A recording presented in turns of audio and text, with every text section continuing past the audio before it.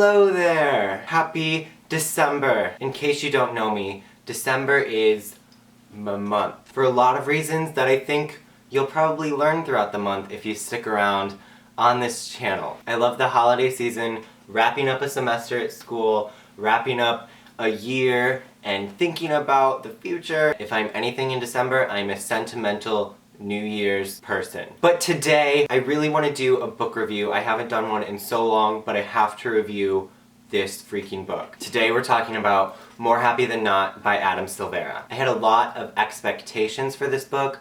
Around the time that I was reading it, it hit the New York Times bestseller list. I was really excited about a new face in LGBTQ+ YA fiction. The concept had an aspect to it that just went much deeper than you would expect from a contemporary novel, and that really impacted the way the story was told the whole time. And just in case there's any confusion, everything I just said is a good thing. I obsessed over this book a little bit more than I ever planned to. What I got out of it was so much different from what I expected. It was a creative side of me appreciating it rather than it just being what I expected. I'm sort of walking a fine line in terms of spoilers, even just saying what it's about and the way the story unfolds, even just saying that. If you haven't read this book, let me tell you why you should, and then I think you should go away. More Happy Than Not follows teenager Aaron Soto. He lives in the south side of the Bronx. In this world that's really just our own world, a new procedure has been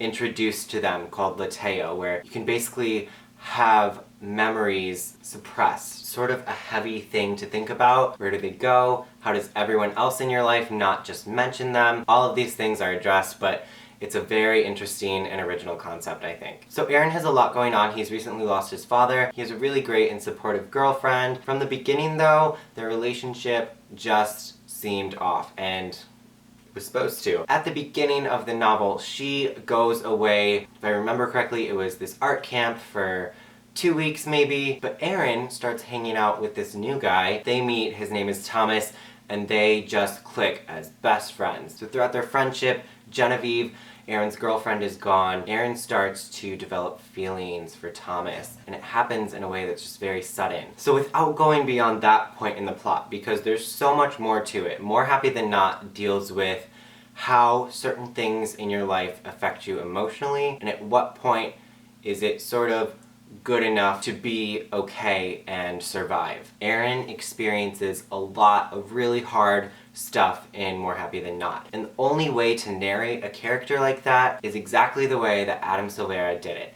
It's just raw and natural and honest. Everything he goes through, if you've never even been close to that point in your life, you can relate, because at the end of the day, he is a teenager who knows what it's like to be a teenager. Aaron and his girlfriend do this thing where they talk about things that happened like a week ago or a month ago, and they're like, remember that one time we did this? Remember that one time when yesterday? My friends and I do that all the time. There are times reading this book where I just had fun reading about Aaron's life and being there. This is sort of a part where it might get a little more spoilery. We were sort of watching Aaron fall in love with Thomas, and he didn't even realize it the whole time because it's been suppressed. His feelings for other guys. So when they finally come out, it's sort of like, bam, what just happened? And then part 0. Because we knew sort of what was going on, but he didn't. As we were figuring things out, there were times reading this book where I felt sick to my stomach. I love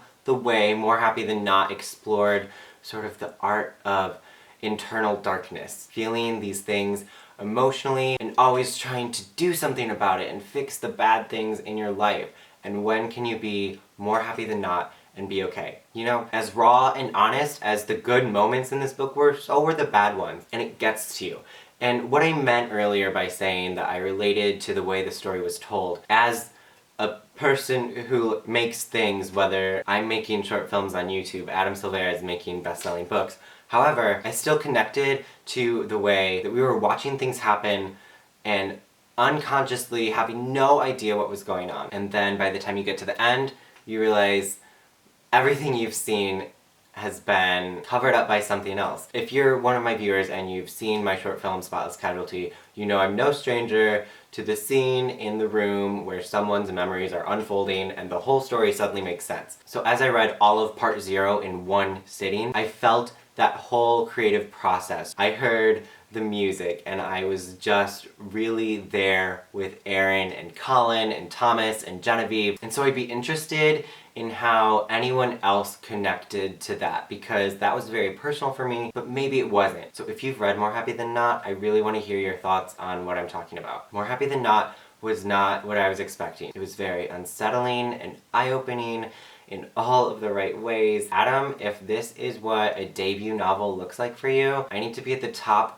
of the ARC list for History Is All You Left Me in 2017. Tomorrow I'll be posting my interview with Adam Silvera. I was lucky enough to hang out with him and sit down and talk about his book, so I hope you watch the interview. It'll be spoiler-free, but if you're watching this, you should have read the book. We'll also be giving away a signed copy of More Happy Than Not. So, thanks for watching. Share your thoughts on More Happy Than Not if you've read it down below. I want nothing more than to discuss this book with other people. I'll see you guys tomorrow and have a good one. Goodbye.